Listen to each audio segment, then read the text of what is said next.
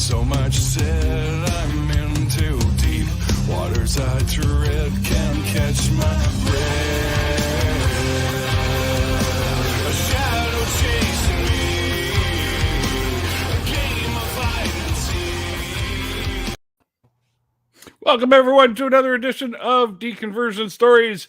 Today, my guest is Sarah Landry over here, who was once, I guess you were saying in 2018, you finally made it out of there, a member of a really bizarre cult. I got to say, a little bit of research on, I can't even pronounce the guy's name. But yeah, wow, telling you not to trust doctors and all kinds of stuff like that, right? So all sorts of weird pseudoscience-y stuff. But anyways, guys, welcome to the show, Sarah. Thank you. It's good to be here. Thanks for having me.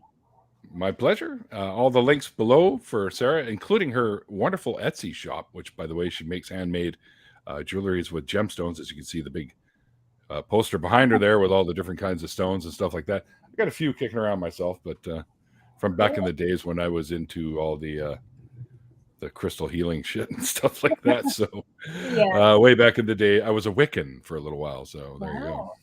Yeah.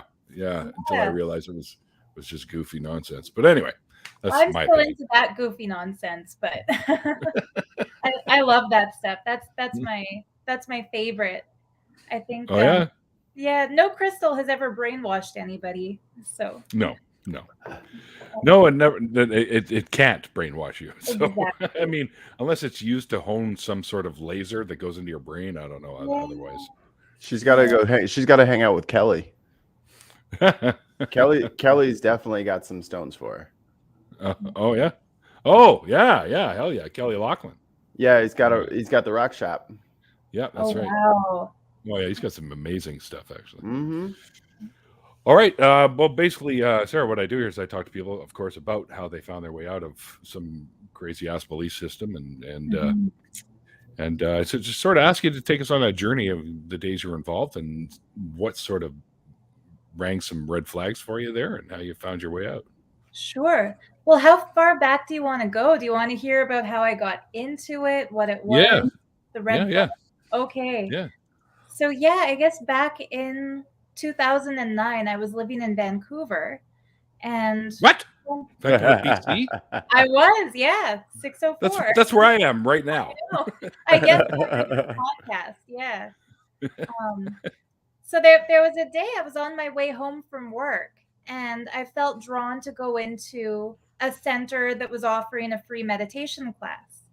And there was a sign outside of it that had the face of a Hindu man, and it said, "Don't miss it," in like big all capital letters, multiple exclamation marks. And so I figured, why not? I've got no plans tonight. And so I jumped off the bus, walked into the center, and as soon as I got to the door, the lady who greeted me just had something about her that was engaging. You know, when you meet somebody and they're very charismatic, they're very friendly, they're very welcoming. So I'll never forget the first thing she said to me was, "You're meant to be here." And she pulled me inside, and they were just about to start a meditation. So I felt like it was divine timing. And towards the end of the meditation, I was really enjoying the process. Like, I'm not sure how familiar you are with Osho, but the fraud who I got sucked into the cult of had basically emulated or plagiarized Osho's dynamic meditation. So wasn't he the Japanese dude? Osho, no, he was the wild, wild country guy. Oh, okay. I'm confused. Rajneesh. Yeah. So, you know, it wasn't the kind of meditation where you sit still and you close your eyes and you try not to think. It was very active. So chaotic breathing and humming and making different mudras. What is chaotic breathing? Chaotic breathing, I'm not going to demonstrate because it looks ridiculous. You basically deliberately break your breathing patterns. Anytime you feel like your breathing has become rhythmic, you break the breath pattern. And weird, okay. Yeah, the explanation we were given for it, it's pseudoscience-y, but at the time it made sense to me. And what we were told is whatever mood you're in, your breath is going to adjust accordingly. So if you're shocked, you'll gasp. And if you're scared, you'll breathe really shallowly. And if you're excited, your breathing will accelerate. And if you're going into a meditative state and you want to disengage from your regular thought processes, breathing chaotically will prevent your mind from attaching to the breath pattern and will take you beyond kind of your day-to-day settings. And so, yeah, the meditation started with chaotic breathing for 7 minutes.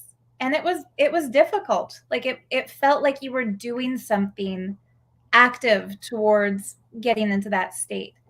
And then humming, kind of chanting Om, and then they walked us through putting our awareness into the different chakras.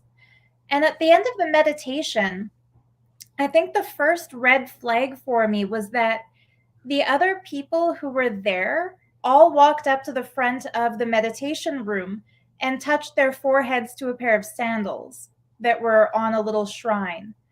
And to me, that was weird. And so I asked one of the ladies, and she said it's the Guru's padukas. You know, the master who created this meditation, wore those sandals. And so when we touch our head to them, it's like surrendering to him. And if I had listened to my inner voice of reason, I would have left right then and there. But I figured, let's be open to another culture and not judge it prematurely. Sure. I enjoyed the meditation. I was curious to see what would happen next.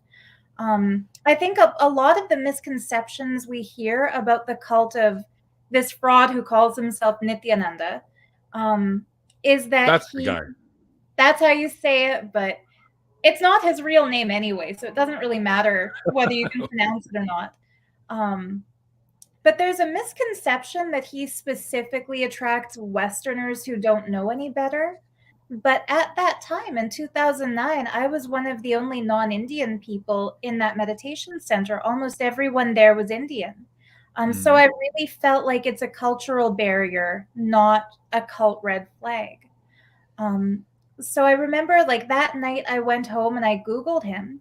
And at that time, there were only good things that came up. You know, there were pictures of him sitting at a dinner table next to Modi at some special event for India, presenting books to the prime minister. The only reviews I read online were really glowing, positive reviews. So I felt like there was a green flag. I think the big difference now is that he's already being accused of rape multiple times. He's already fled India to escape a lawsuit. He's been to prison twice.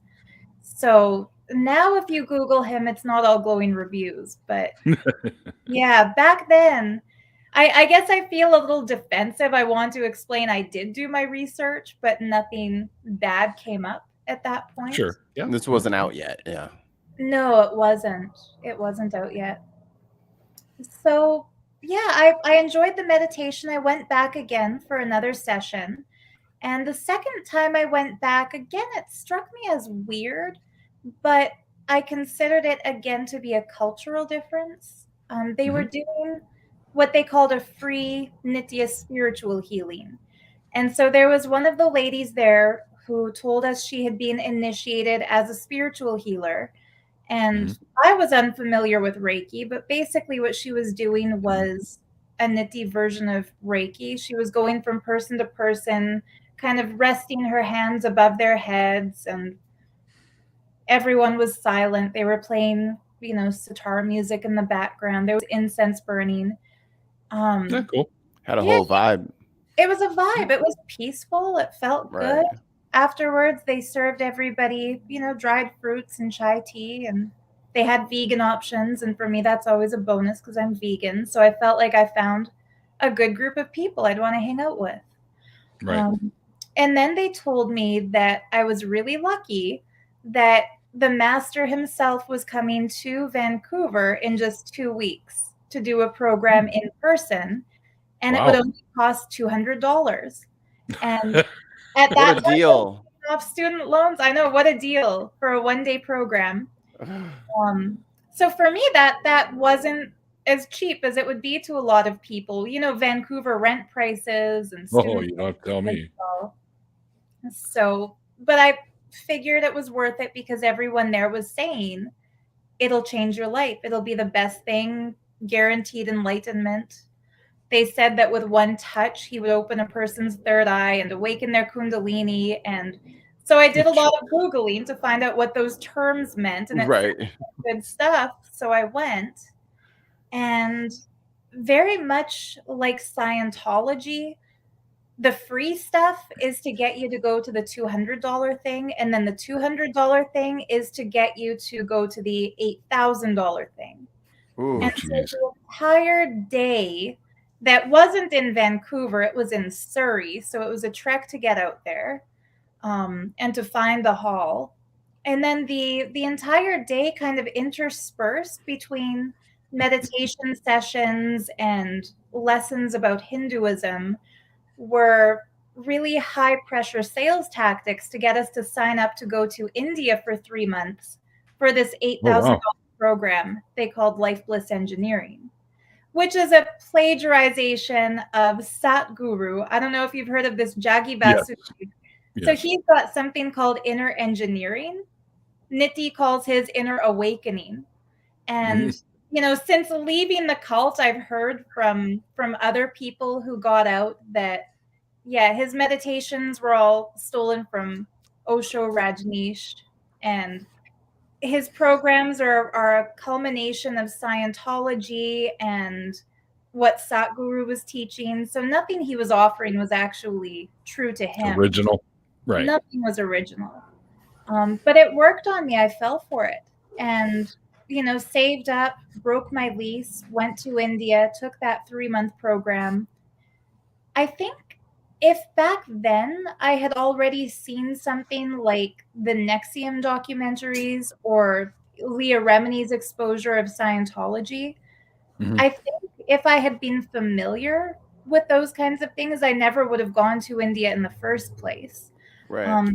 But back then, there wasn't really a lot out there telling you the red flags to look out for in a spiritual group. Right. So the 3-month program was heavy brainwashing tactics. Like if you look at Dr. Stephen Hassan's BITE model, every aspect of our lives was geared towards behavior control, information control, emotional control, thought control.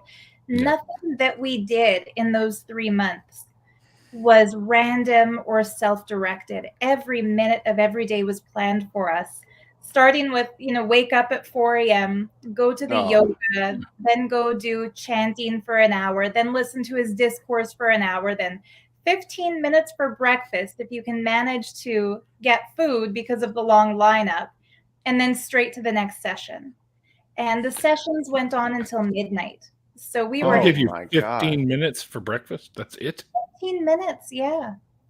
And I feel like that's how they ensured that everyone was malnourished too. And since getting out, I've learned that, you know, if your body doesn't get enough calories and if you're not getting enough sleep, the combination of both of those deprivations can lead to the kind of mind fog where you'll go along with anything.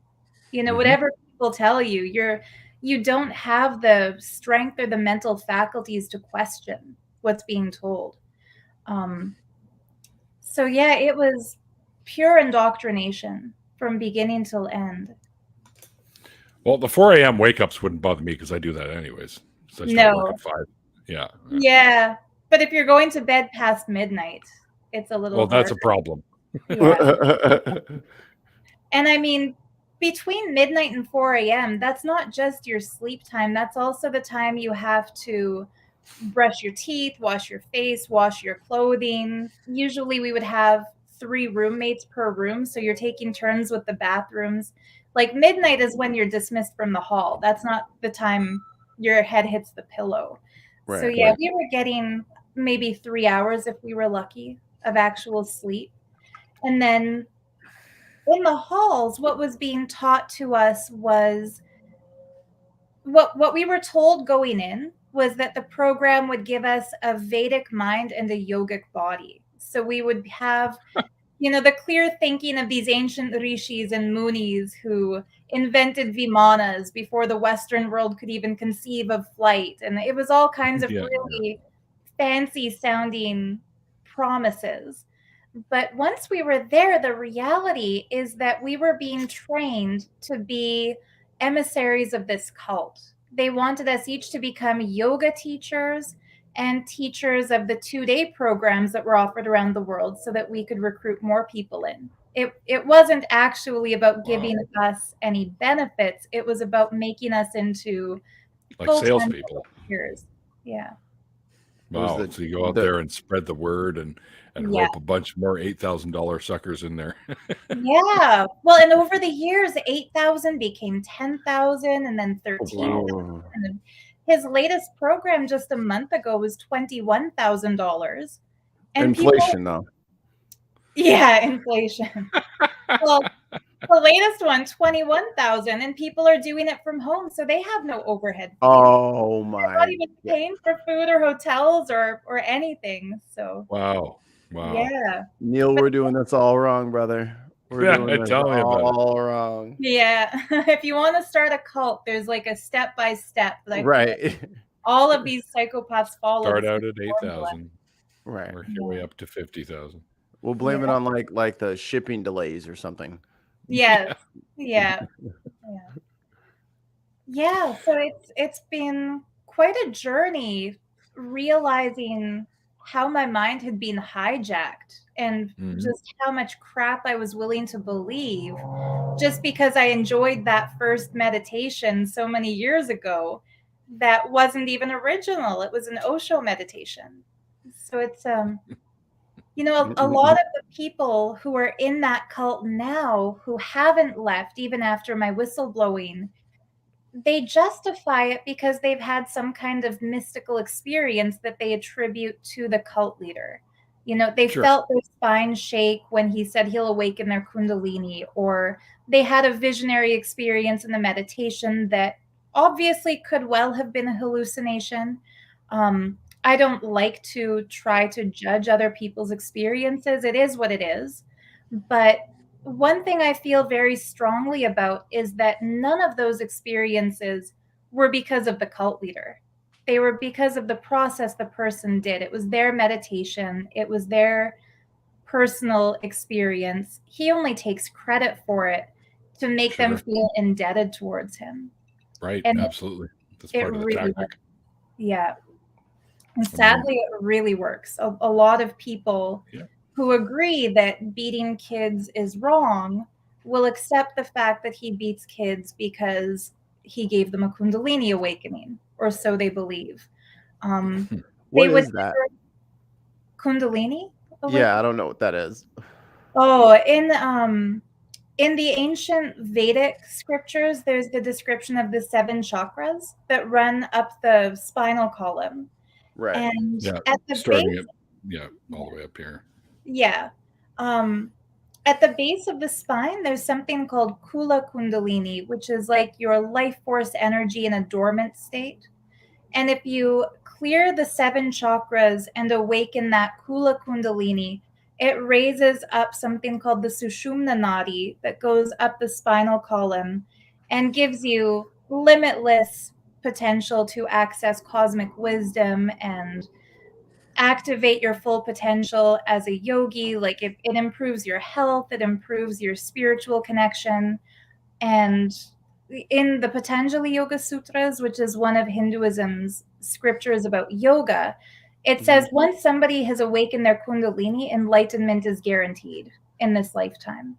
So a lot of spiritual seekers who go that Vedic path, kundalini awakening is like a must do. It's top of the bucket list. Kundalini is also, isn't it, apparently divine feminine energy as well? It's both. Yeah, it's feminine and masculine. So they'll call the kundalini, the Kula Kundalini Shakti, and Shakti is like the divine mother or consciousness in its active role.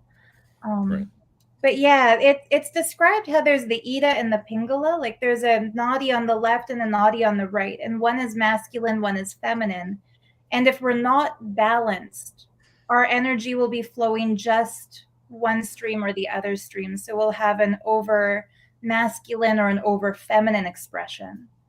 but somebody in that pure balanced state has both. And I mean, this is another one of the lies the fraud told us, was he claimed to be a fully awakened master who had the pure kundalini flow, and that he was asexual, he was beyond sexuality.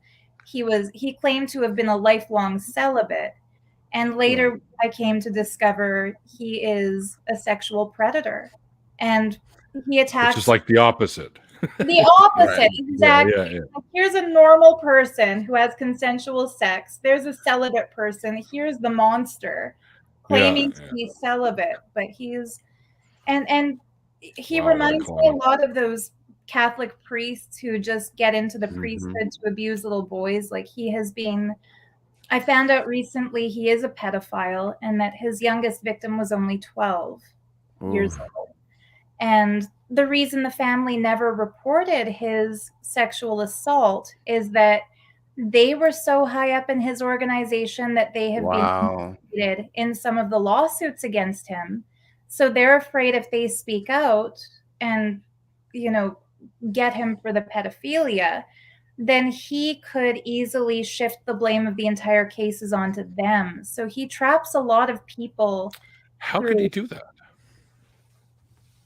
That seems like how could he possibly shift the blame onto somebody? Oh, they only know that information because they're part of this with me. Exactly. And also this family was named as one of the families in a lawsuit against him that's currently happening in India, the one that he fled India to escape. So that family, if they go public or if they bring out a lawsuit, then the Indian court could subpoena them because they are also wanted in that case, and they could be expedited back to India. So for them, I think it's easier to just be quiet. But unfortunately, like, for years, people have quietly left Nityananda's cult and then just not said anything. And they themselves know he's a rapist. He beats people. There's a girl who died in the ashram. She was only 24. And he told everybody that she died because of a history of heart disease in her family, and that her dad also died of a heart attack, and that her sister also had heart disease. Later, her mother went to the media and said, my husband did not die of a heart attack, and there is no history of heart disease in our family, and her sister is perfectly healthy, and accused the cult of murder. So there's all kinds of really sinister things that he's done. No kidding. That girl's name is Sangeeta. And what's really scary about her death is that before her body was returned to her mother, the cult had it cremated without autopsy. And so, what about, did they get permission to do that? They're in India. They didn't need it. Oh, wow. Okay. He just did it. And so he knows the law as far as he knows how far he can get away with his crimes. Right. Like, what finally made me leave, he had already pursued me sexually, so I knew he wasn't really celibate.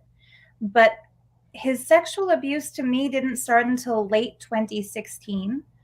And I joined in 2009, so I had many years of indoctrination and brainwashing to make me get into that state of cognitive dissonance where he said, well, I'm an incarnation of Shiva and you're an incarnation of Devi, and so this is meant to happen.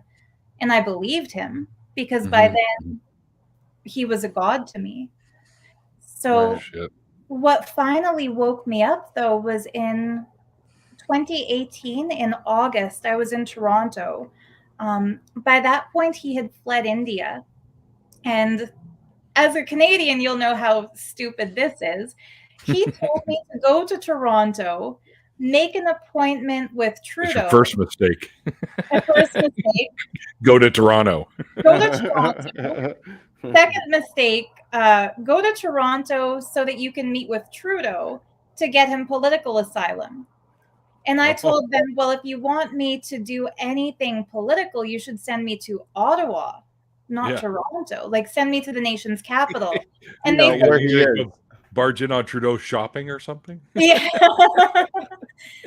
So by then I was already starting to feel like this isn't the right life for me, just because I had previously come back to Canada to renew my visa. And just coincidentally, Scientology in the Aftermath was playing on A&E.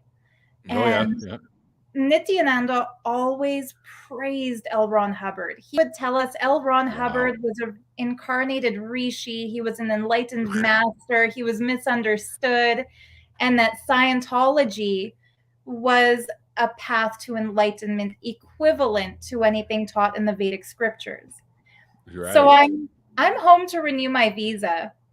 Basically lived under a rock for the past 9 years, and I see a show called Scientology in the Aftermath. So I tuned into it thinking this is going to be a pro-Scientology show explaining the greatness of this path to enlightenment. Dun, dun, dun. Yeah, and what happened, I think like 3 episodes into it, I was glued to the TV, and I finally looked over at my mom to see, I was at her house. I looked over to see, like, is she hearing this? And she kind of looked over really nervously. And I said, I think I'm in a cult. Because everything Leah Remini was describing and everything the survivors who left Scientology had gone through, there was a parallel in our experience. Sure. So I still went back again after that thinking, okay, now I need to change it. I need to convince them to start doing this in a less culty way.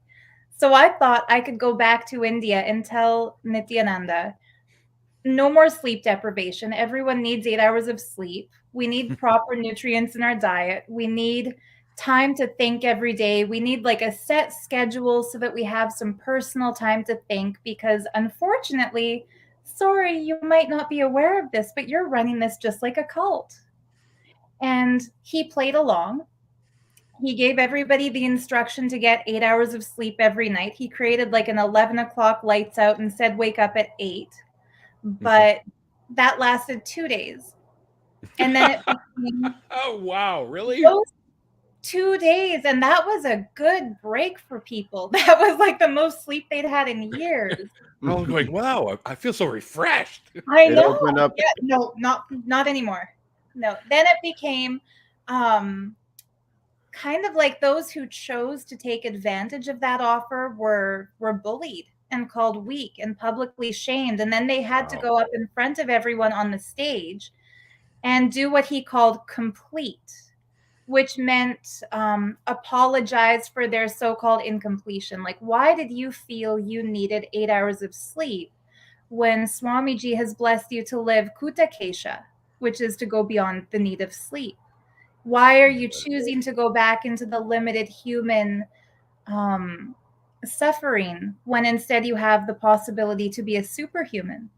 You know, wouldn't you choose to break your sleep pattern rather than fall back into the needs? Yeah. So probably because we are human, motherfucker. Exactly.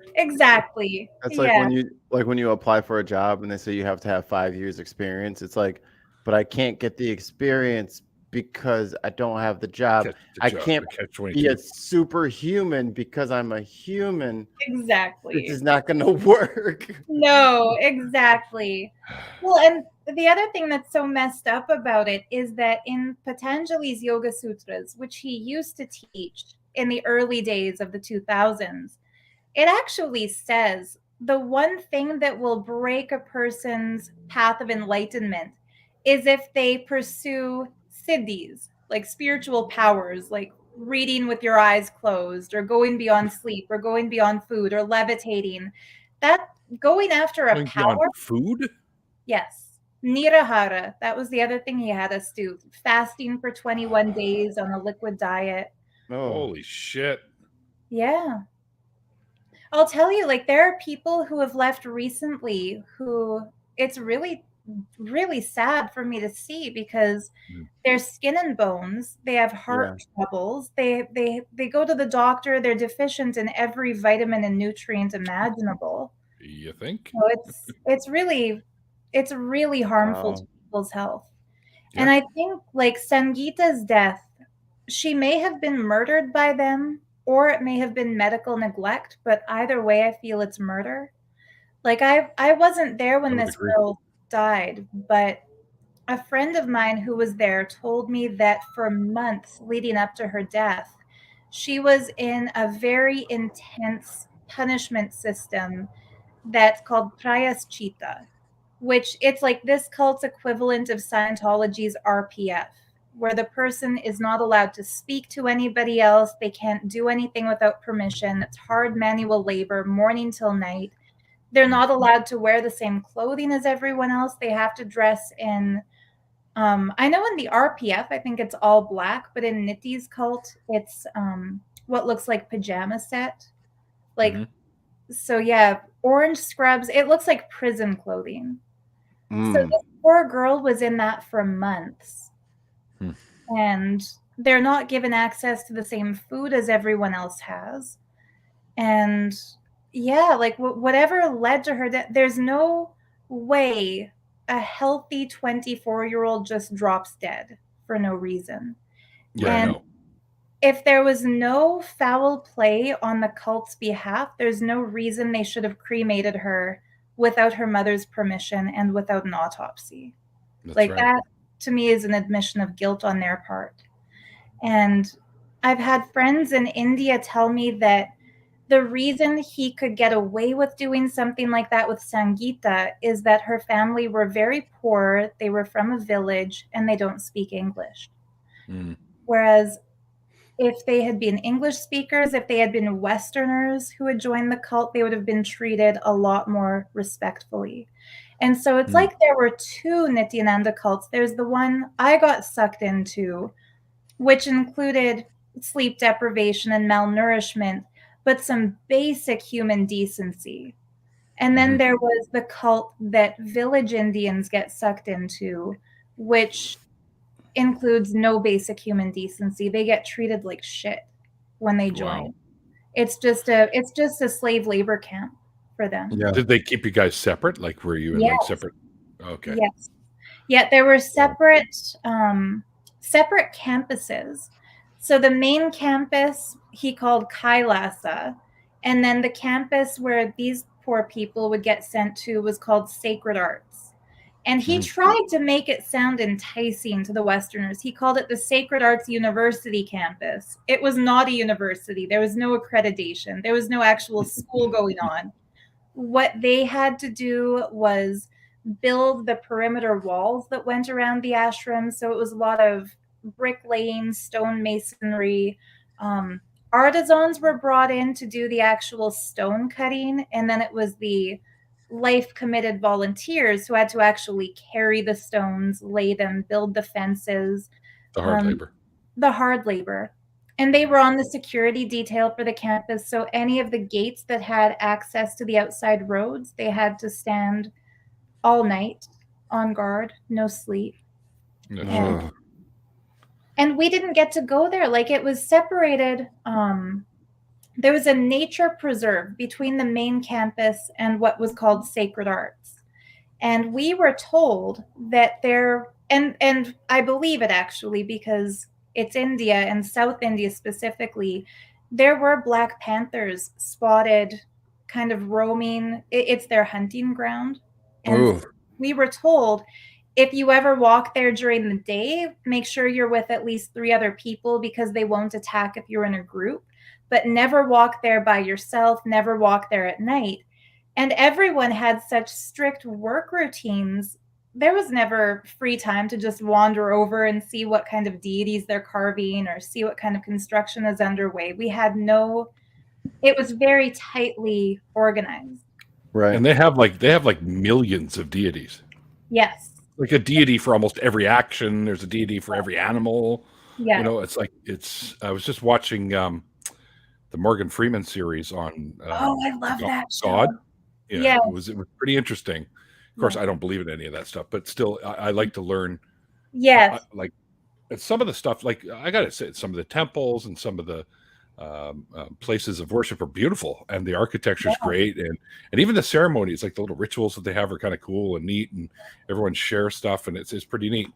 but definitely worth a watch, even if you're an atheist, kids. Definitely worth a watch, right? Because a lot of it is mostly cultural, just has some beliefs tacked onto it, but it's definitely an interesting watch. And Freeman is well, he's already told everyone that he's actually an atheist anyway. So anyway, yeah, that's wow. I can't sleep deprivation, starving you guys, like treating you like almost down to like third-rate citizens, almost like you're there just to wipe his feet or something. It's just literally. it's insane. I mean, one of the things he called me once was a third-rate bloody dog, and whoa, what? Friend, yeah, the responsibility he gave me in that cult was to do the social media outreach work. So he wanted me to help everyone in the cult build their own YouTube presence so that they could share whatever they were experiencing and draw in more people. Like every department, the number one goal was to recruit more people to fundraise to get more money. And so the way I had to do it was through social media outreach. And leading up to December 2017, which was a program he called Nityanandoham, my goal was to bring 10,000 people to a $16,000 program. Yeah. And, you know, his fucked up logic is that I had 50,000 YouTube subscribers. So that's just 1 in 5.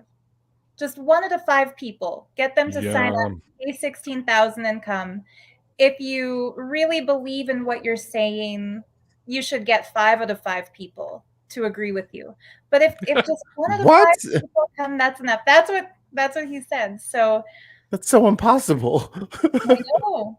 Well, he tells us you're not here to do what's possible. You're here to break the impossible logic and to. Do you still have a YouTube channel? Yes. Yeah. Okay. I should probably link that as well. Yeah. Now I mainly do draw with me abstract art videos and cool. Interview other people who escaped the cult and shit talk my fraud. What's it called? I'll add it. I'll add it to the description. I think it's just called Sarah Landry. I'm sorry, I should have been prepared with that. No, it's my fault. I should have been asking you if you had any links you wanted to be sure. I have. I definitely had to have your Etsy shop in there because I appreciate that. Just scouring through the pages of stuff that you've made is girl, you got skills.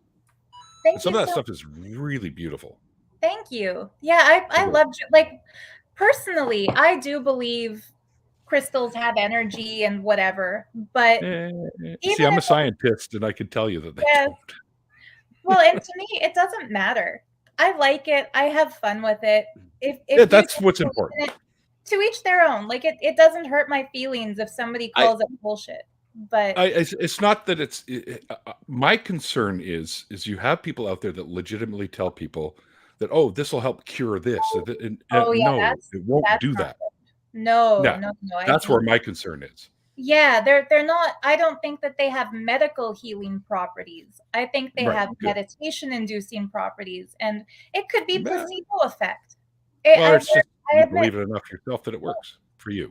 But yeah, for me, if I hold a crystal and I look at it and I know how to switch my brain into a meditative observing state and I start seeing pretty lights emanate from it, I enjoy it. So yeah. But anyway, my YouTube, it's just called Sarah Stephanie Landry. Yeah, he already posted a link in the chat. Did you stick it in the I'm all over it. Box as well? All right, thank you, sir. So yeah, I forget what we were talking. Oh, the third-rate bloody dog thing. So yes. The day before that December program started, he called me to the construction site where they were finalizing the hall where that program was supposed to take place. And in front of all the other Ashramites, he tore into me and said, "How dare you even call yourself my disciple? How many people did I tell you to cause for this program?" And I'm cowering at his feet and saying, you told me to bring 10,000. And he asked, well, how many actual payments did you generate? And I said 80.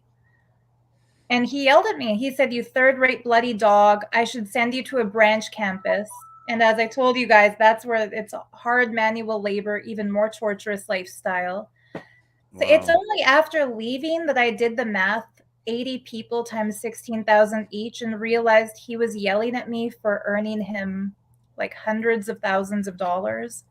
Mm-hmm. So it's crazy in comparison. Like, even a bully boss in corporate America wouldn't treat somebody as badly as he had treated us. So it's really eye-opening. Yeah. It was $80 times how many people? 80 people times 16,000. Yeah. That is $1 million. Okay, so he 1.28 million. So imagine I brought in 1.28 million and got punished because it wasn't as much as he wanted. Wow. And that's just for that program. Like, there were some that I brought over 100 for the Inner Awakenings. Like, I forget the exact number. I tallied it up, but wow. But I think the guilt that I have now, or not the guilt, because I've kind of come to a realization after talking to Dr. Rachel Bernstein and listening to some of the other cult expert psychotherapists. No relation to me. My last name's Bernstein too. Is it really? Oh, well, she'd be a cool person to be related to. She's like a cult deprogrammer psychotherapist. It's a few there, Holly. Yeah, I ignored him. His ridiculous. I should have mentioned that to you, Sarah. We actually have a drinking game. Oh, do you? Yeah, my phone makes the Mario coin noise. Oh, that's hilarious. So we do hashtag coins and everything. I wasn't prepared for that. I've only got water. I can't drink anymore because I got anticoagulants. So I see. Yeah, my favorite drinking game is with Ancient Aliens. Every time they ask yourself. That's that. What the hell's his name? Something Opalopoulos. Yeah, Giorgio. Yeah. Giorgio. He's hysterical, man. Yeah. That dude. I watch that show the way you watch Morgan Freeman's In Search of God. Like, I don't really believe in what they're saying, but it's fascinating. No, I don't either. I don't doubt that there are other beings out there somewhere. Oh yeah, got to be. Definitely. The universe is way too big for there not to be at least a few. Yeah. But are they coming here? If I was an alien and I flew by and I saw some of the first transmissions, like literally the first transmission that ever left Earth was Hitler opening up the Olympic Games in 1930 whatever. Yeah. And that's the first thing that they saw of us. And then after that, you had like all the 40s and 50s TV when it started up. And I think another one was Hoover did a quick broadcast as well before TVs were a thing. So yeah, they got to see the real bright side of humanity flying out there. Actually, they mentioned this in Sagan's book Contact. They talk about all that because when they got the message from the alien civilization through the Vega system, it came with the picture of Hitler. Wow. Saying we got your message. Who the hell is this clown? That kind of thing, right? Oh no. How embarrassing. And if I would by here, I'd be like, yeah, let's just go around this one. Keep going. Yeah, crazy. But anyway, sorry. I sometimes I go off track. So. Oh no, that's okay. No, I think I derailed that one by bringing up Ancient Aliens. Got them started. Yeah. But yeah. Oh, go ahead. I just want to know. So, with this guy now getting you to bring in like all these different people, were you successful? Like, did you bring quite a few in and make him some money? Did he ever share any of it with you? No, never. Like, you didn't get a commission for it, or no commission, nothing. What a shitty MLM, right? It is. It's like the world's shittiest MLM, where even if you are one of the people on the top of the pyramid, you don't get a penny. He's the only one. He's the only one who gets anything. I wonder if he could leave his shoes everywhere. He probably had a billion pair of shoes. Yeah, except he only wears sandals. He wears orange Crocs that matches Swami robes. But orange Crocs. Oh no! But I know that was a red flag. Absolutely. Crocs are a red flag. Crocs are high fashion. That should have been it. But no, he hoards gold. So he has a collection of gold jewelry that travels with him everywhere, and luxury goods. He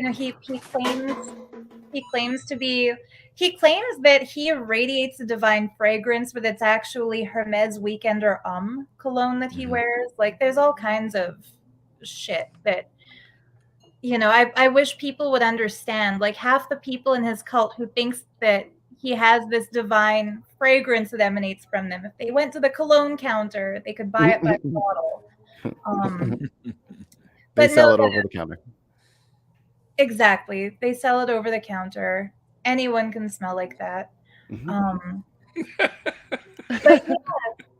yeah, take notes if you want to start your own cult. Tell people that your fragrance was created by magic, and then when they're not looking, spray some cologne. Yeah. But Neil, we're gonna have to go get some of those trial-size bottles of cologne that they put in magazines. We'll just get a bunch of those and we'll hide them in our sleeve. There you go. And we'll pray, break it, and then just start smelling good. Exactly. Suddenly, and then they'll smell my aura. Yeah. You already know. It's Old Spice, but Adidas sports cologne. Yeah, it's Adidas Aqua Velva. Oh God. But yeah, Dude, I don't know I don't wear anything less than Hugo Boss. I got a couple of different Hugo Boss scents that I quite enjoy. Classy. Yeah, I wear the $120 a bottle. Better be pure class. But yeah, went with my mom. Actually, she needed perfume, and I'm like, yeah, you know what? I need some more Hugo. She goes, what? I go, yeah, I only wear Hugo Boss. She goes, wow, Mr. Big Spender.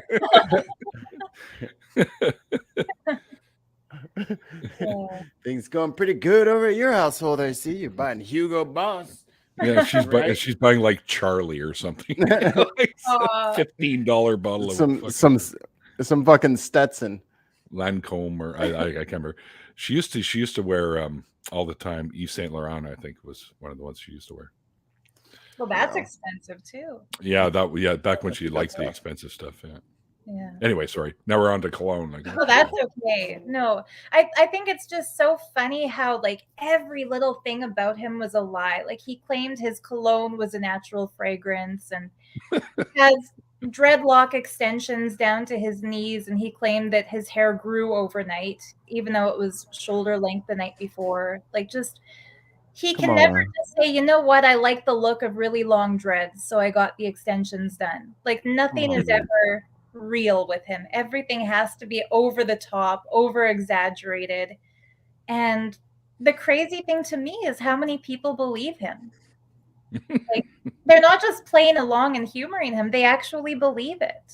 So it's wow, really crazy. But the last straw for me was finding out kids got beaten, and that didn't happen until Toronto 2018. And when you were shopping with Trudeau? Yeah, when I became BFFs with Trudeau, and so that there were kids there who were supposed to accompany us to any political meetings we were able to book, and they were supposed to demonstrate the superpowers of Sadashiva. So put on a blindfold and like read whatever the politician gives them to read, and do a body scan and tell them what's going on in their body health-wise, and do a remote viewing and describe whatever place the person names. So one night, those kids came down to where I was staying with three other ladies. The four of us had all been given the same task, contact Trudeau, get him asylum. And I was there with one of the other women, and the kids came downstairs to hang out with us. And it was a boy and a girl. the girl kind of cuddled up to me and put her head on my lap and started to cry. Aww. And Aww. yeah, Oh, man. you know, the day before had been her 13th birthday, and I made her chocolate chip pancakes, and we just had a really good time. So I feel like she opened up a level of trust with me because of that. That's not the kind of thing most of the grown-ups there would have done. Right. And so I just stroked her head and asked her what was wrong, because from what I gathered, we were all having a good time in Toronto. It was a nice holiday compared to being in the ashram. Mm-hmm. And she said, I'm sad because I'm having too much fun with you here. And I asked her if she felt guilty because she was supposed to be a renunciant. Like, even these kids took the vow. The hell is a renunciant? Yeah, what is that? Renunciant, like a brahmachari. So they renounce the pleasures of the outside world. They renounced any of the food that wasn't in the so-called Bhagashastra scripture that Niti prescribed to us. So they were supposed to live with the same restrictions as the adults. So 4 a.m. yoga, causing people to come to the programs, sitting in meditation for long hours of the day, doing intensive yoga. Like, even from the age of 7, any kid in that cult had to live the same indoctrination. So I'm sorry, but that alone right there yeah. just ramped up my anger inside. And if I ever meet this guy, I'm going to kick his ass. You should. That's all I can tell you. And it gets worse. It gets worse. So I asked her, are you feeling guilty? Because don't worry, like, all the ingredients I used in the pancakes are Bhagashastra. Like, it's all approved. The lifestyle here in Toronto is a little bit easier, but that's okay. Like, when we're traveling to do his work, we have some leeway, which is true. We would get so-called approvals to do things that we couldn't do in India. Right. And she said, no, it's not that. It's that I'm scared I'll have to go back and there will be another December 31st. And I asked her, what does that mean? What's December 31st? And she kind of stiffened and said, well, do you have approval to talk to the Balasants, which is a Sanskrit word that means child saints? That's what these kids were called by the cult. So I told her, yes. Like, as the head of social media, I have full approval because I'm supposed to teach all of you how to take selfies and how to post and how to tweet. And she said, well, okay, that's good. So you have approval to hear about Gurukul, which is the school they went to. And I said, yes. And she said, well, on the morning of December 31st, 2017, when it was time for the kids to wake up in the dorm, Madvait, who was the head teacher for the school, came into their dorm and brought a stick with her, woke up one of the young girls, and told the other girl, wake them all up by beating them. And then she went into the boys' dorm, gave one of the boys a stick, and said, wake up the other boys, beat them, and drag them out of bed. Once all the kids were gathered together, she beat her own 2 sons. One was, I think, 15, and the other was 10. And she said, in Indian law, a mother can beat her children, but she can't beat other people's kids, so you have to beat each other. And the kids were all forced to beat each other up. And what she told them, this was like towards the end of that $16,000 program. So part of the promise the fraud cult leader told participants coming in was that they were guaranteed to manifest at least 80 superpowers. So, like, remote viewing, body scanning, telepathy, telekinesis, materialization, bilocation, astral projection. Like, he had a list of 80. And he told them, by the 31st of December, you'll have at least 40 powers each. And obviously people started to complain because they weren't having any powers awaken. They weren't experiencing any of this. Right. And instead of just taking the failure as his own, Nityananda blamed it on the kids. And he told them, if they had a deeper space of devotion for him, the participants would catch their powers through mirror neurons. They would start mirroring. He always used all of these like whatever was the latest terms in physics. And so yeah, he blamed it on the kids, and he told them they weren't able to complete their incompletions to make the participants manifest powers through intellectually understanding their fraudulence. He called them frauds, which is so ironic. And so he said the only way you can overcome this is through breaking your patterns physically. And so she told them they had to beat each other until they bleed or cry. And she said that's the only way she could be guaranteed that they weren't just going too light or just pretending to do it for her sake. And so for the next week, we didn't see the kids. They kept them locked up in the kids' dorm. And when I say locked, I mean like there was a cage at the doors to where their sleeping area met like the main dormitory. So that was locked, and there were 2 layers of curtains put on the inside, so they were completely hidden from us. And I've heard the same thing from at least 15 other kids since I first blew the whistle and went public about this, that they were healing their bruises. Some of them had like visible welts in their skin. Some of them were bleeding.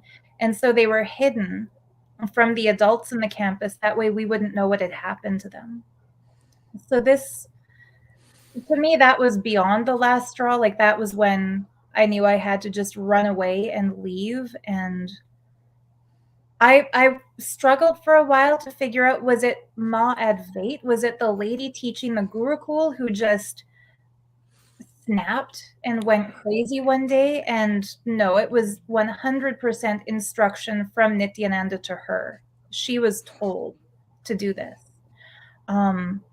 And I know that because I've heard she actually told somebody in Houston that he instructed her to do that. And yeah, and others as well. Like one of the kids saw her on her cell phone saying, yes, I'll do it, right before the incident happened. So I think a lot of the people who are on the fence in that cult, they feel like he has a lot of really toxic people leading his organization, but he's good. No. And the one thing they need to understand is that the reason those people become toxic is that they're following his instructions. Because of him. It's because of him. He's the toxicity. Yeah. This guy's got to be stopped. Yes. Like this is unfucking believable. Putting kids in cages. Like people in the chat are can you see the chat from there, Sarah? Oh no, I'm sorry. I've just been. Yeah, no, that's fine. That's fine. It can be distracting. Trust me. But they're all saying that they're glad you're out of there and you're speaking on this.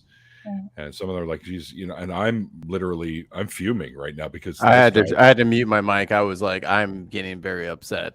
Yeah. Okay, we have somebody in the chat named Tome Bake, I guess, that keeps repeating the same thing over and over again. We got the message, dude. We got the message. You don't have to keep doing that. If you do, someone's going to boot you out. Yeah, you just did it again. Okay, that's cool. I got a remedy. I got a remedy for that situation. No worries. All right, yeah, nuke him from the channel. Anyway, this is horrifying. Like I expected to hear some pretty fucked up shit, Sarah, from you about this guy. And from what I've read, although they don't bring up anything about beating children in any of the things that I read, but and locking them up with cages and like what is this guy? He's like Indian version of Trump. Yes, but Trump never beat anyone. At least you could give him that much. At least nobody knew about. Well, Trump didn't have the cooperation of the parents. He would steal kids from their parents and lock them up. What Nityananda does is brainwash the parents, beat the kids and lock them up. And the kids were told that if they told their parents what happened to them, it would be Guru Droha, which we were told is the only sin in Hinduism, which means you can murder, you can cheat, you can steal, you can beat somebody. But if you ever disrespect your guru, that's the unforgivable sin. Of course, they'll tell you that. Of course, right? It's a complete narcissistic, like, do anything you want, but don't insult me. So the kids were told if they told anybody about the beatings, it was Guru Droha, that it would disqualify their entire family from realizing enlightenment. And so these poor kids, like the two in Toronto who first spoke to me, I was the first person they ever told this had happened to. Their mother and father didn't know. Do they know now? Yes, but here's where it gets even more fucked up. Like, that night I sent a message to the boy's mother because she and I were friends on Facebook, so I had access to her. And I said, I just want you to know that your son told me that he and his brother and all the other kids in the Gurukul were beaten on December 31st, and they're traumatized by this. And she replied and said, yes, I know they're traumatized. I found out through another parent, but don't worry, we're using Swamiji's teachings to help them complete. So the parents knew this happened and didn't care. And later I sent a message to the girl's father because I found his Facebook contact. And what he did, I told him, your daughter told me she got beaten. She's traumatized. She's scared to go back to India because it might happen again. And he immediately blocked me. And then he did a Facebook Live video saying, Sarah Landry has betrayed me as a parent. She spoke to my daughter without my permission. Now she's lying about my daughter. Don't believe anything she says. Holy shit. He tried to debunk me preemptively before I went public and blew the whistle. So, and then the other thing is the way the cult retaliated. Like, it took me a year after I left before I had the guts to make a public post on Facebook about the child beatings. But I finally felt like I had to. Like, if I don't do this, nobody else will. And the next day, they accused me of attempted assassination.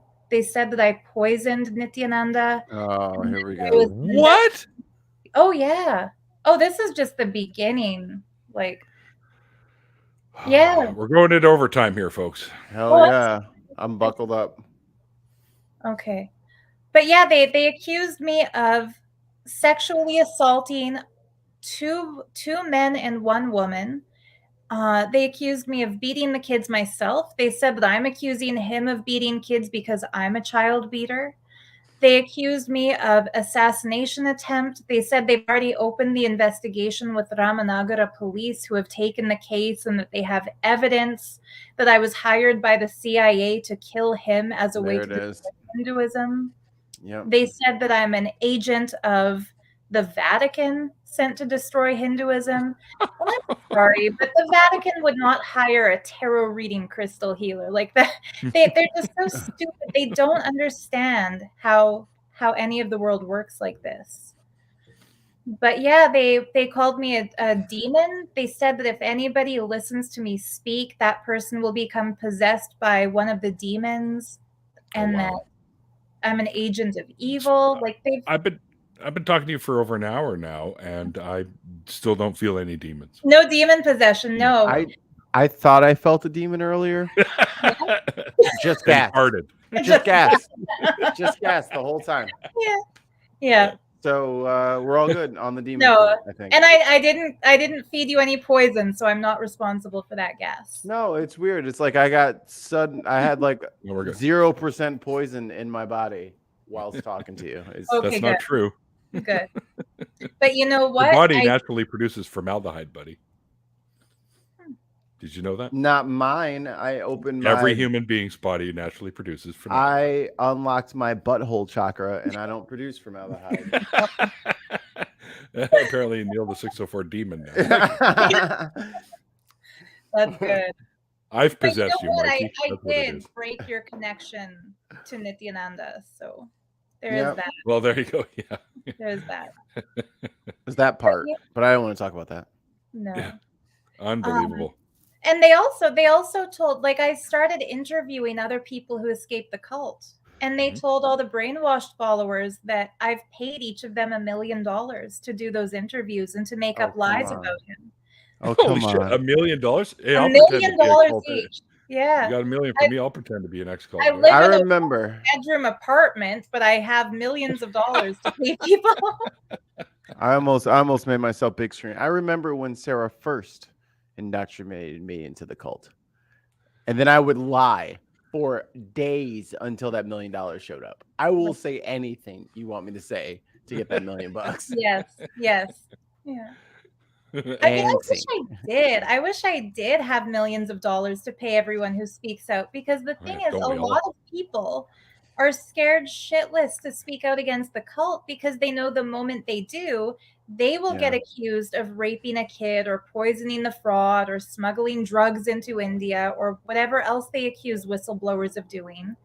And at least if they had $1 million, they'd know they could hire an attorney, to counter the attack the cult might bring. So okay, well, this guy's, you know what? They can't say shit like that against somebody that was never in the cult. No, they can't. That come in there to expose the crap out of them. And there's 1, 2, 3, 4, 5, 7 lawyers in my family. Damn, son. So well, wow.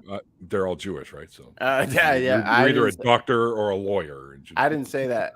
Neil said that. I did not say that. I did not. Ex-Jew. I didn't agree to it. I let him say what he said. I didn't say that. I laughed until I saw Jada's face. Word. And I wish one of y'all would say something about Jews being lawyers. I will slap the shit out you. There's 7 of them in my family, pal. So. The lawyer's name out of your mouth. Keep Neil's family's name. Sarah, I like you. I like you too. This is a fun podcast. Other than like all the sad things about kids. Well, yeah, I mean that's horrifying stuff. And I tell you, if I had it within my power, I'd bring this guy down easily. Yeah. I'm very motivated right now. Do some work, Mikey. You got some homework to do. Let's find out if there's any way we can expose this motherfucker, because he needs to be exposed. Sarah, me and you need to have a couple of Skype conversations. Definitely. So I can get a layout done here, because for sure. I'm all fired up. It's already hot in my office. I've been rage sweating. I don't smell great. The smell well, is. That's the demon. I don't smell great right now. I need some of that fucking. It's the demons. Right? I got that demon stink all over me right now. You need some of what's his name? You need to get that little vial of perfume that you have hidden up. Hiding in the sleep.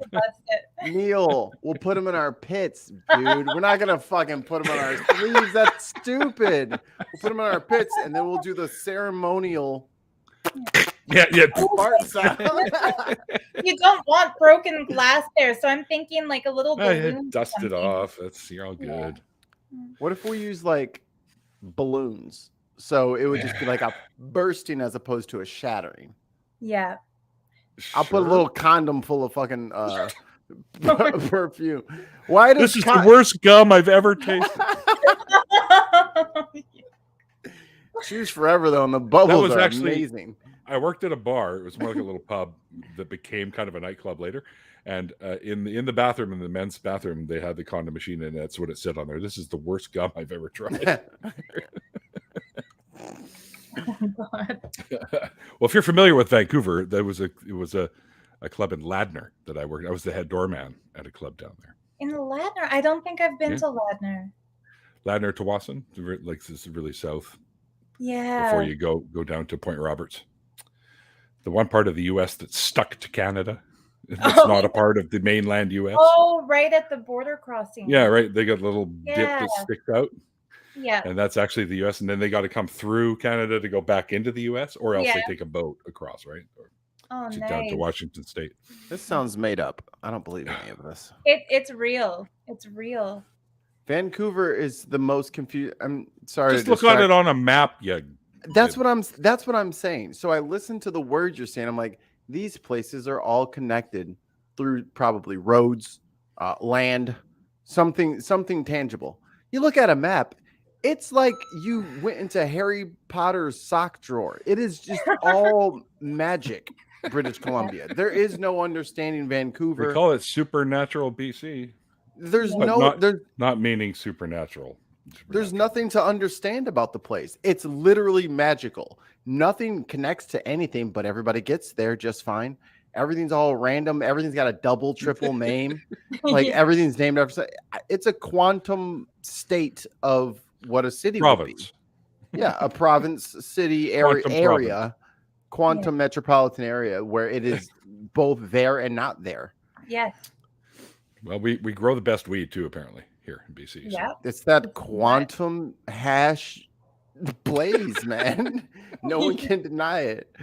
Now you're just not making any goddamn sense. I actually think Vancouver is a cult. I agree. Vancouver? What are you talking about? You'll pay $3,000 a month rent for a bachelor suite, and you have to share your bathroom with the neighbors. Not where I live, you know. No. Yes, No. yes, where you live. I looked up there because I was like trying to trick the wife into moving us to BC, and yeah, dude, everywhere around you is $1 trillion.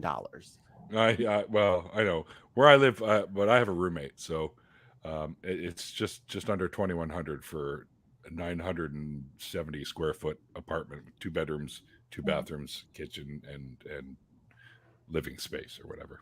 I don't know my square feet, but that shit's a lot. Yeah. That's a lot for that much, yeah. But we live in a higher end of Queensborough in New Westminster, so the whole thing is highbrow, dude. There is no like entry level. You go down the street and there's some lower end stuff. That's where I'm gonna be living. Yeah. I had a place on Heather just off Broadway. You know where the new SkyTrain station was built? Yep. And at the time, I paid $930 a month, and I Googled it recently, and it's over $3,000 now. Yeah, probably. Yeah. Well, how long ago was that you were paying that much there? That was 2011. Okay. So I almost said 09, like I remembered something from your story, but I was wrong. I was close though. Yeah, no, 09, I was living in East 7th, so that's a cheaper area in Vancouver. But it's expensive, but it has everything you'd want in a city. There's mountains, there's beach. You shouldn't have to trick your wife. She'll want to go if you show her pictures. You can shop, ski, hike, sail, water ski, and walk the seawalls, the various different ones around here, and all in one day. Yeah. I'm working on it. As harshly expensive as it can be here, I there's only a couple other places I'd want to live. One of them is Austin, Texas. I definitely want to live there if I lived in the U.S. And probably Seattle, because Seattle is literally Vancouver's kind of sister city, and they're kind of like. I could see you as a Pacific Northwesterner and as a Texan. Well, here in Vancouver, we're Pacific Southwesterners. Yeah, but if you why we have the accent. If you were like, I really resonate with Boston. I think I would just like feel best in Boston. You're not a Boston guy to me by any stretch of the imagination, but Austin and fucking Seattle. Why Austin, Sassy? Because it's awesome there. I've been there a few times now. It's fucking fantastic there. I could see you fitting in. Well, because I went down there for Faithless Forum twice now. First time I was just a visitor to the second annual Faithless Forum, and this year I went down as a participant. I was one of the speakers there, and not really so much a speaker, but what do you call it? What do they call it? Presenter, host. Not a presenter, not a host. Panelist. Like they'd have different panelists. You'd get asked questions and you can answer the questions or something. And Angie here, I got to meet Angie and got a big hug from Angie. Oh, Angie Dale. Yeah, which was great. Angie. Yeah, it was a good time. But before we shut this down and go into the after party, are you okay for hanging out for a little bit more? Oh yeah, for sure. Awesome. What kind of advice would you give to people if they're looking into getting into sort of something like you were into? Don't. Like what okay, sure, don't, but I mean, what kind of advice would you give them to make sure that it's something legitimate? Right. So like red flags to look out for? Yeah, there you go. Yeah. I would say anytime it's a personality cult, there is no way at all to verify the credibility of the person who claims to be more than other human beings. Don't believe them. Like Keith Raniere claimed to be the most intelligent man on the planet. Nityananda claimed to be an incarnation of Shiva. Anytime there's a leader of an organization who claims to be something so far superior to all of the followers that nobody ever dares question his authority, don't ever. Like Joel Osteen. Oh my goodness. Any cult leader, they're all the same. They're all the same. Yeah. Yeah, it takes a certain kind of person to be one. Yeah. And I would also say, like, another red flag that I wish I had had the mental faculties to really follow up on and trust myself about is that anytime there was a program, the people who were in charge in the organization would bicker with each other and yell at each other and argue. There always seemed to be technical difficulties and shit going wrong. And I would wonder, like, if these people have been following him for so many years and I'm brand new, why do they seem less spiritual than I feel I am? So if you're going to join an organization, but the core members of the organization are angry, miserable people, that's what you're going to become when you immerse yourself in that environment. So if you don't like the vibes, don't go back. You get out. Get out. Yeah. If people glaze over when you ask a question that they don't know the answer to and just feel like they have to shut down, like I feel for me now with spirituality, I may enjoy meditations, I may enjoy crystals, I may have fun watching Ancient Aliens and stuff like that, but I would never join another group. If somebody came up to me and said, we're starting a crystal healing group, I'd say, no, thank you. I'm not interested. You know, if someone has a belief that they enjoy, like I consider myself agnostic, not atheist. Like I don't know what exists out there. I don't fault anybody for believing what they believe. I try to be open-minded, but I would never, ever, ever join another group ever again. Good for you. Good for you. Thank you. And that would be my advice. You don't want to join my Lego collectors group at all? Well, that's how it starts. That's how it starts. I might be able to recruit my cousins. Let's see. There's Spider-Man. Oh, that's cool. Neil, can you describe the new Lego smell? The new Lego. Oh, hang on. I opened this one up because I had to pull Wolverine out of here. So get a big whiff. And he comes with this. This thing's fucking amazing. Hang on here. Because he comes with this mech suit, the Wolverine fucking mech suit that has huge claws and shit. Wow. Perfect. Yeah, you know, it smells like plastic. Yeah. Nice. The classic plastic. Yeah. Classic Lego plastic smell. Nothing at all like that's the new car smell. Nostalgic, actually. I remember that brought back the memory of the smell of Lego and Play-Doh. All the toys. You say the words Play-Doh, and I smell salt in my nose. Yeah, the homemade shit. Yeah, I can just smell the saltiness of the Play-Doh. Yeah. That's what my mom used to do. You don't need to buy it. I'll make some at home. Okay. No. My mom did that too. Did you guys do like the oobleck or whatever it's called? Like the corn, it's like cornstarch and water, but then you put food color in it. It's solid, and then it gets liquidy. Yeah, it's freezing right through my hands, and then you like freak out because you're like 7. This is and you say that, and I can feel it under my fingernails. I can feel it's stuck. Trying to pick it out, and it always feels like your nails are dirty for days after. You got to clip them. That's the only thing. You got to clip them and then do another wash, and then you'll be good. So honestly, if you guys have kids, sorry.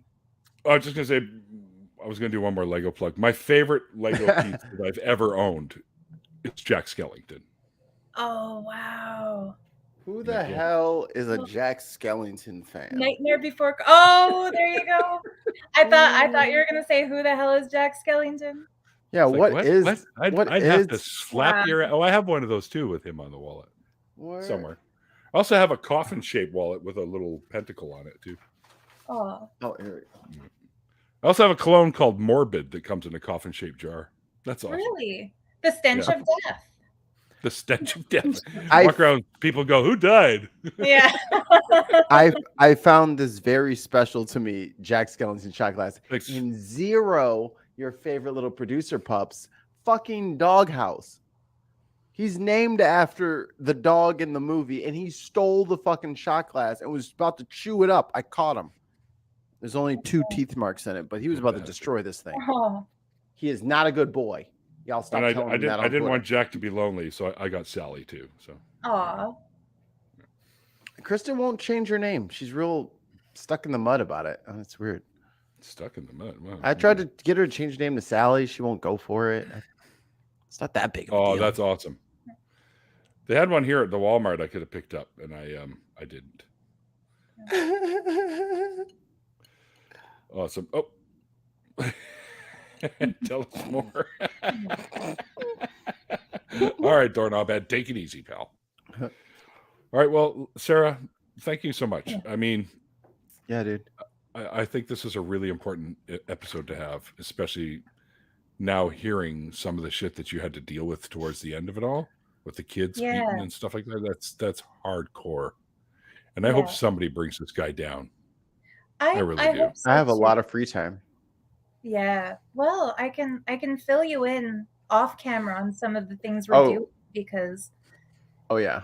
I have a feeling we will bring him down, but I don't want to publicize any of our plans just in case it gets leaked back to him. And correct. Thank you. Now I'm seeing the little chats. Thank you.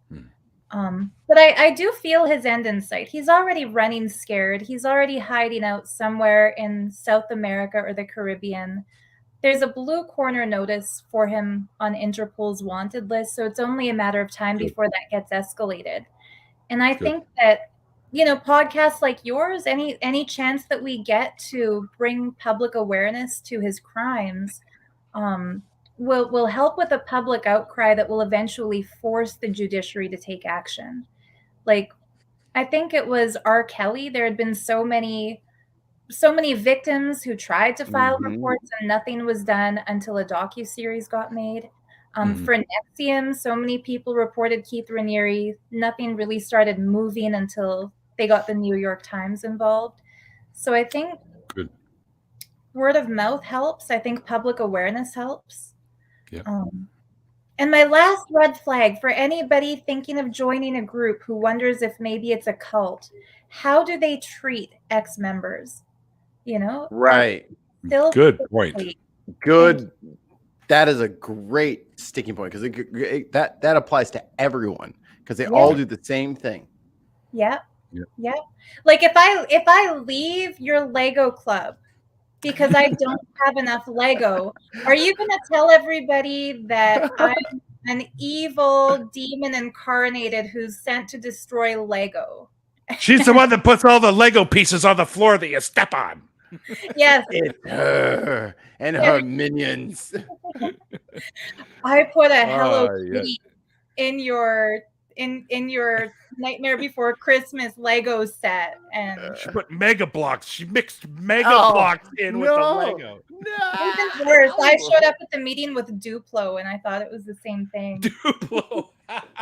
Duplo is at least Lego, and you can work both of them, so it's okay. Duplo is forgivable. Or even worse, it's Connects. But I like all right, looking for a new producer. I'm not gonna lie, I never tell you guys this because everyone's team Lego. I was a Connects kid. I was too. My mom didn't like Lego. She wanted me to have something that wasn't so itsy bitsy, so she got me Connects, which is just as fucking itsy bitsy, and a lot, I think, more difficult to play with. Yeah. Because you will break your toys every time you play with them. It's sweet. I traded your Transformers with GoBots. I had both. I had a few GoBots until I found some Transformers. Then I had all the original run Transformers, and then I sold them to a buddy of mine who opened up a toy shop. Actually, I didn't sell them to him. I just gave them to him. Like, ooh, the best smelling toy ever. Yeah, Lincoln Logs. Lincoln Logs. Oh, they smelled so good. They were cedar. They were cedar, and they just smelled so good. You know, in my late teens, early 20s, every time we had to go potty, we'd say, I got to go drop a Lincoln Log. My childhood. That did not smell like cedar. My childhood. Oh. It's breaking. All right, enough of the grossness. Sarah, thank you again. My pleasure. Thank you again. It was fun. Yeah, I'm glad you had a good time. But yeah, some of this stuff needs to be talked about. This guy needs to be exposed, needs to be shut down. Yeah. And I'm sure if you get a chance to get on other shows to talk about it, do it. Do it for sure. I will. I can even recommend you to some as well. Great, thank you. I'll put my feelers out for you. Maybe get some folks to get in touch with you, because this story needs to be told over and over and over again until people go, "Holy shit, we got to find this guy and bring him." Let's talk after this. Let's talk after this. I got an idea. Well, we're going to take a bit of a break, guys, and then we're going to get into the after party. If you'd like to be involved with the after party, please send Mikey or myself a message via Twitter or Facebook or something. Preferably Twitter. I hate going into my Facebook messages because there's usually like 900 messages in there. Please use Twitter. Yeah. I can click on the one that's blinking and then get you a link. Or if you don't have it, you can send me. My email is in the description box below as well, so you can send me an email and I can send a link that way. But yeah, Mikey, fantastic job again. Links are in the description box below for all of Sarah's stuff. Definitely check out her. I can't emphasize this enough. Check out her Etsy store, because the stuff she makes is fucking phenomenal. There's just no other way to put it. I was like, I'm looking through all the stuff. I made that for the interview. Oh wow, cool. I'm such a nerd for archaeology, so I bought a stamp seal that was from the Indus Valley civilization and stamped it into a bunch of clay and then gilded it. So that's my latest collection I've started. Really nice. So, very cool. Thank you. Yeah, you've definitely got some skills for doing that. That's some amazing stuff in there. All right, we're going to wrap this up, get into that after party. Like I said, if you want to be involved in the after party, please let us know through Twitter. Thank you, everyone out there in the chats on Twitter, Twitch, and here on the YouTubes. My patrons, thank you guys for everything you do for the show. I couldn't do this without you, so big hearts to you guys. Thank you for everything you do.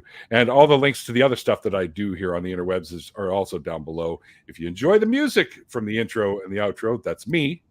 And you can find more of it. You can find more of it. Yeah, I'm the singer in the band, anyways. It's so good, Neil. I'm the guy that hangs out with the musicians. I was trying to guess the band, thinking, well, why don't I know this song though?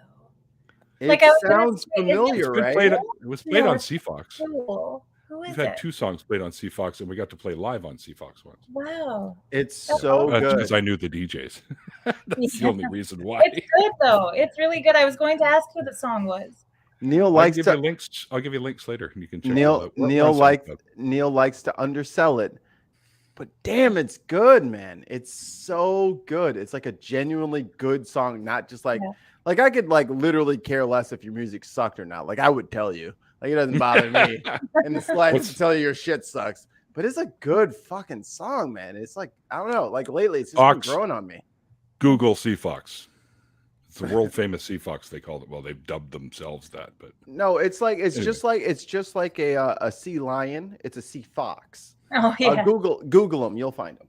No, C as in the letter C. Yeah, you spelled it exactly right. CFox. Yes, that's the call letters for the radio station, for the rock station here in Vancouver. Let them try to find it. Let them try to find it. All right. Once again, looking for another. No, I'm just kidding. That's it, guys. We're gonna wrap this up. Get into the after party. Expect a 15-minute break or so, because bio break. Grab some more fluids and smoke or whatever it is you're gonna do. I got to roll a joint, so yeah. And then we'll get into the after party. Like I said, if you want to join us, just let us know. You can come and join us. And until then, guys, like I always say after the end of the interviews, like the late great Christopher Hitchens once said, it's called faith because it's not knowledge. And we'll see you guys next time. Bye.